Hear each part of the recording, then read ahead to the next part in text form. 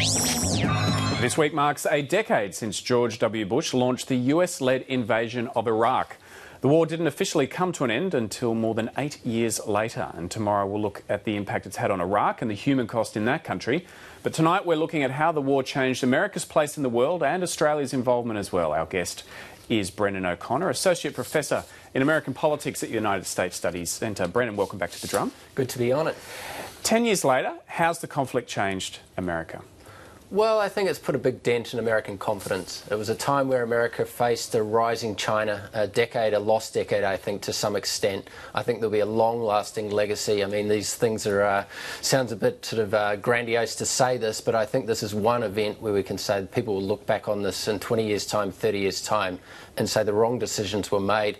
And they led to America not going into, I think, terminal decline or decline very quickly, but probably a long period of relative decline. Relative to China's rise. So I think it was a mistake both in terms of getting involved in that part of the world, but something that took a lot of the energy out of the United States. Just on that issue of China, obviously China's had massive economic expansion in that time. The US was bleeding money, weren't they, in two wars? Indeed. I mean, Joseph Stiglitz, the Nobel Prize-winning economist, estimates it might be up to $3 trillion, the real cost of the Iraq War, maybe up to $1 trillion in Afghanistan as well or more. So this was an enormous part of the debt that Obama inherited.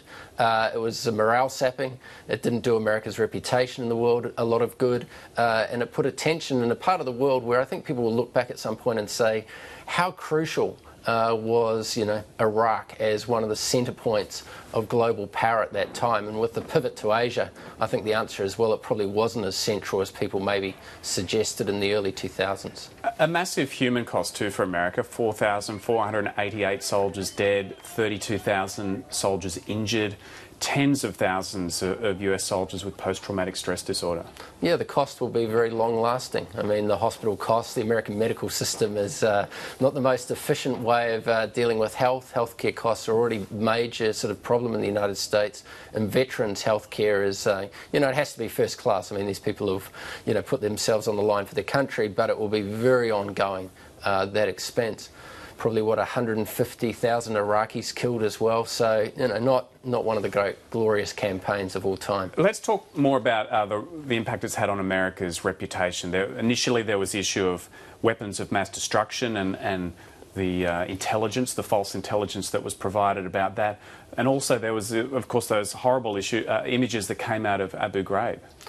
Yes, I mean, I think America put its credibility on the line. I mean, I think a lot of other governments, I think the Australian government thought that there were going to be weapons of mass destruction in Iraq. Maybe they convinced themselves in this regard. Tony Blair, I think, convinced himself in this regard as well in the United Kingdom. But when there wasn't any weapons of mass destruction, I think there was a told you so element from a lot of the critics of the United States and the Bush administration, countries like France and Germany and Canada who had opted out, long-term allies, saying, look, we didn't think it stacked up. It didn't look a strong case to us. This, really was a grave error. So the Bush administration was backtracking pretty quickly in Iraq as weapons weren't found. Democratization really became the justification after a while.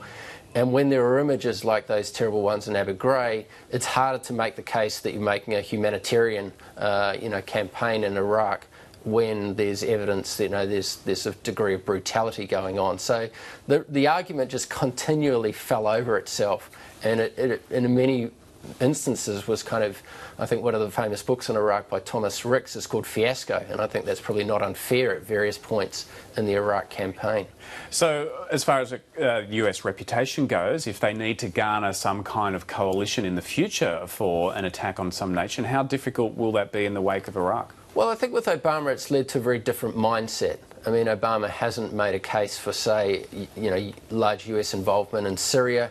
The United States took a much more cautious approach to the Arab Spring involvement in Egypt. And one of the reasons for this was to say, well, American involvement can sometimes have the opposite effect to what America might want to achieve. It might want to see a movement away from an authoritarian regime in Egypt, but if once the United States gets involved, it can be a rallying cause for maybe other forces, and things might turn out, as they did for a long time in Iraq, to go in an opposite direction, more violent or maybe more fundamentalist in the direction of that country. So I think that was a lesson that was really learnt through Iraq, was even those who should be on your side, like the Shia, who had suffered under Saddam Hussein for a long time, they may turn against you quite quickly because they see you as an invader rather than a friend.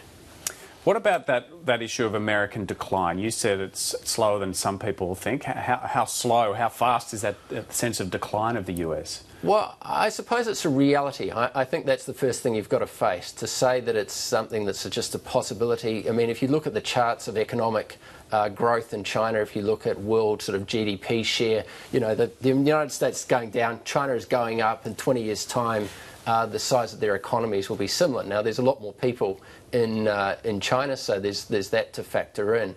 But the influence of the United States militarily, culturally in the world, its soft power, I think that will last a much, much longer time. I mean, it will be the dominant force in those things conceivably for 50, 60, 100 years. I mean, China isn't going to be dominating our popular culture, I wouldn't have thought, in the next 50 years. So America has some real advantages from where it's at, but economically, if economic power is the basis of all power ultimately, the United States has a lot of reasons to be quite concerned. And just finally, you've also researched lately a bit about Australia's involvement. What did you find out about why Australia got involved? Well, I think there's an argument occasionally that Australia is a pliant ally. The United States asks it to do something and it reluctantly, or it sort of pushed into it. And I think my research showed really Australia was very eager. The Howard government was very eager to get involved in that war, and it saw it strategically. It saw it as a way of getting close to the United States. With hindsight, you might say, well, being a friend to the United States might have been best to say, look, avoid this war. You'll be a stronger nation and a stronger ally if you don't spill your blood and treasure in Iraq. And so I think what our government at the time probably saw as a way of bonding with the United States may actually over a longer time not be one of the great decisions. All right, Brendon, great to have you on again. Thanks for coming on tonight. My pleasure. Brendon O'Connor.